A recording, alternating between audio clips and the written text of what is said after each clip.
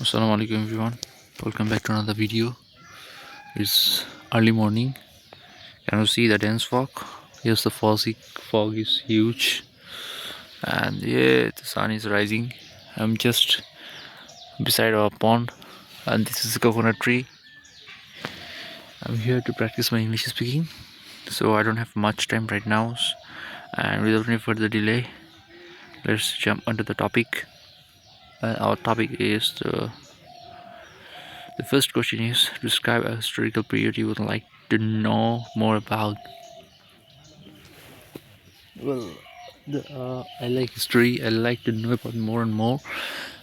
It might be history, science, and technology, but history is such kind of things that which excite me a lot. I feel like it's a thing that I would like to know. The history, if you told me which historical moment I would like to know about more and more, I would say is the Battle of Badr, because and is a battle between Muslim and the Kafir in the Medina during Prophet Muhammad Sallallahu Alaihi Wasallam time. In the time of Prophet Muhammad Sallallahu Alaihi Wasallam. As I'm a Muslim, so I have a huge interest in Islam,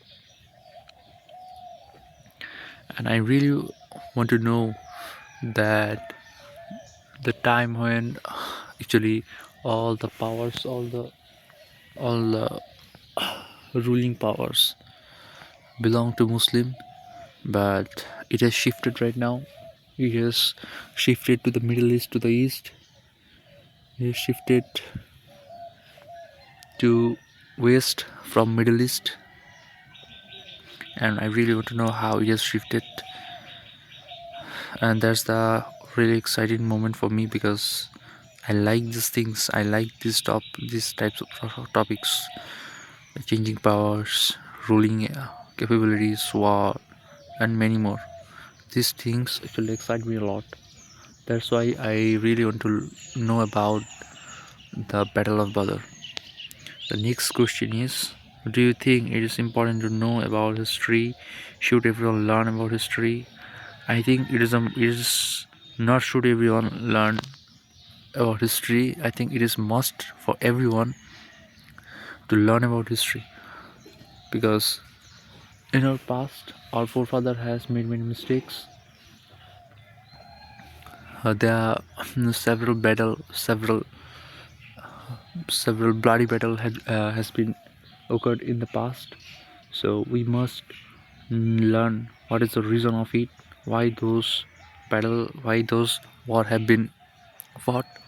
So if you know that, if you know the reasons, if you find out those reasons and learn from that, definitely we are going to avoid those reasons in the future.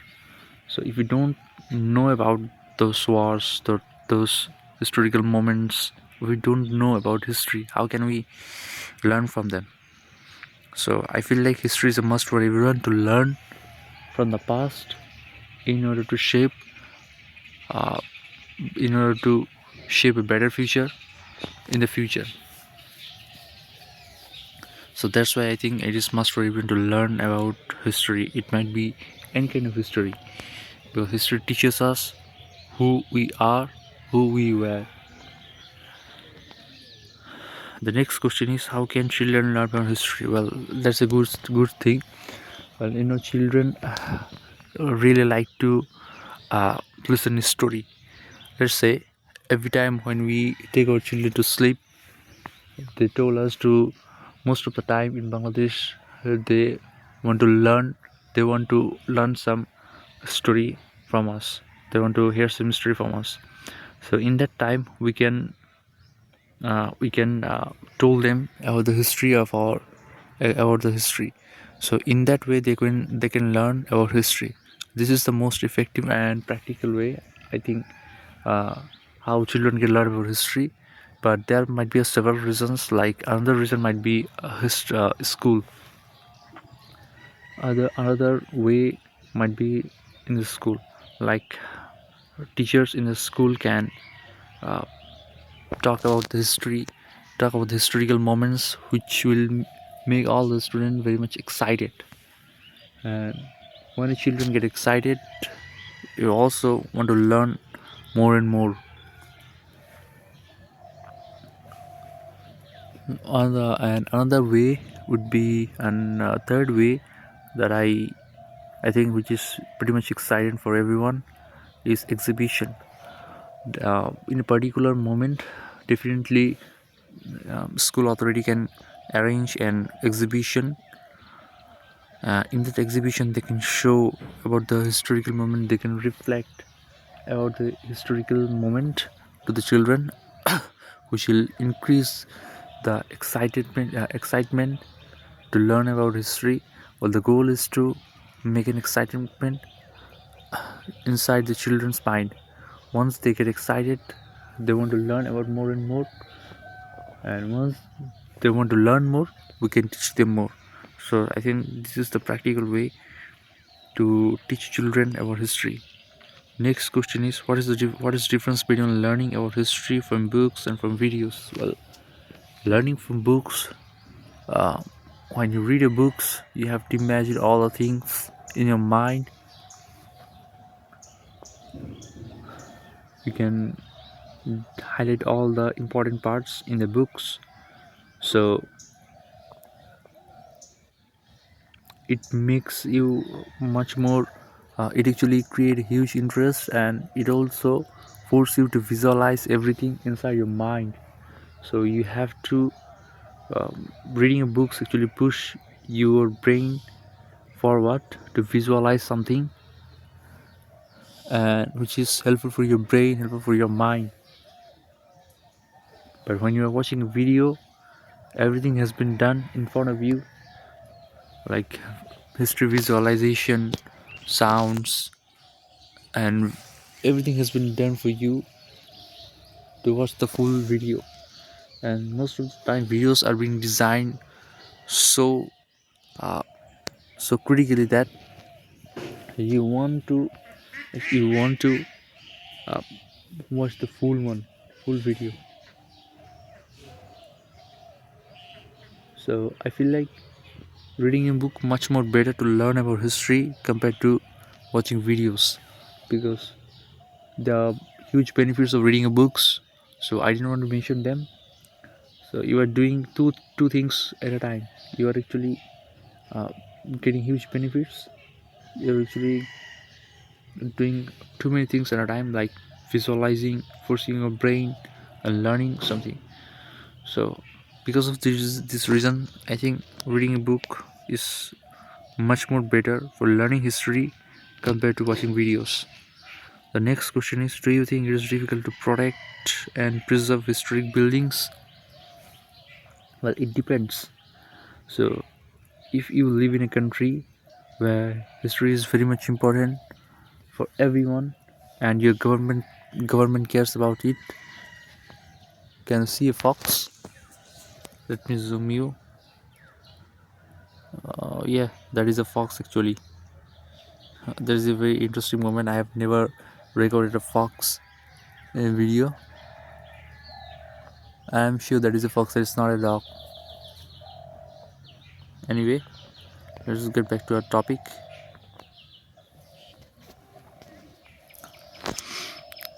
So if you live in a country where history is very important for everyone and governments care a lot about it, definitely your government will protect historical buildings.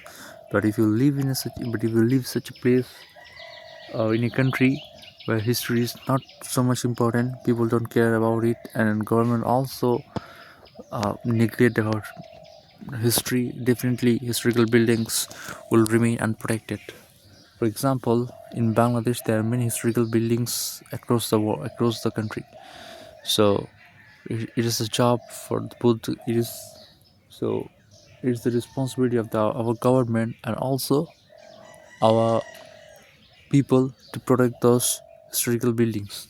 But most of the time, we see that no one cares about it. As a result, those buildings uh, remain untouchable, remain well unprotected, which makes it much more careless.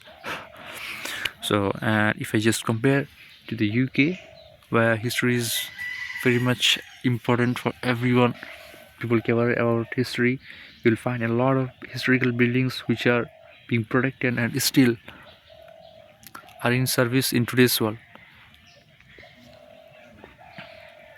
So this is the two difference I would find that, and by comparing these two countries, you'll easily illustrate and comparison inside your mind how uh, protecting can reflect a country's behavior. Should be responsible for protecting historical buildings? Definitely, it is our job to protect our historical buildings. So if we don't protect our historical buildings, it will uh, get damaged day by day.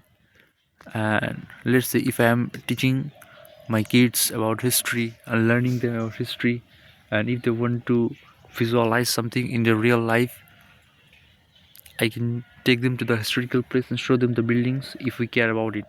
If you protect about if you protect it, protect those buildings. So if we don't protect those buildings, if we don't protect those buildings, we can't take them to show them. So that's why I think it's our job to protect those historical buildings, because that is our uh, assets. This is our identity, you can say.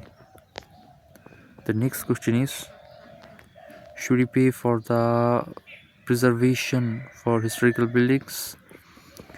Well, if it is a must to preserve the history, definitely we should pay for the preservation, because it is uh, our assets, it is our identity, you can say. But I don't think that everyone should pay preservation, because not everyone has the ability in our country to pay for the preservation. There are some people in our country who are very rich, who has enormous amount of money and huge assets. Definitely they can pay extra more in on behalf of the people who couldn't pay. The next question is, how do you think famous historical figures can serve as a model for young people today?